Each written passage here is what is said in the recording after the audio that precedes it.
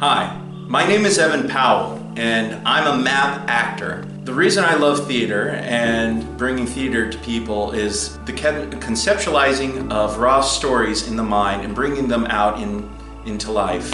If you like stories and you like theater, I look forward to getting together with you and sharing a story with you sometime. So the book I will be reading today is called My Family and Other Animals. The story is about a young boy who is the son of a widow who goes and retires on a Greek island. Throughout the book, he lists several adventures and times with not only his family, but the inhabitants of the island and the pets that he acquires over his time there. It's a wonderful book filled with great description, great prose, and witty, wonderful characters that can only come from real life.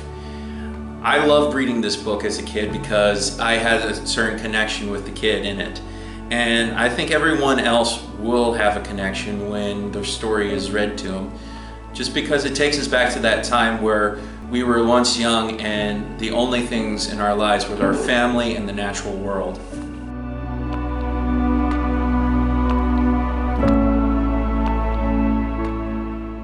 Perhaps one of the most weird and fascinating characters I met during my travels was the Rose Beetle Man. He had a fairy tale air about him that was impossible to resist, and I used to look forward eagerly to my infrequent meetings with him. I first saw him on a lonely road leading to one of the remote mountain villages.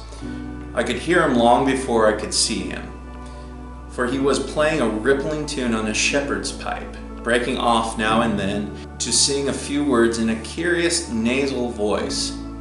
As he rounded the corner, both Roger and I stopped and stared at him in amazement. He had a sharp, fox-like face with large, slanting eyes, such dark brown that they appeared black.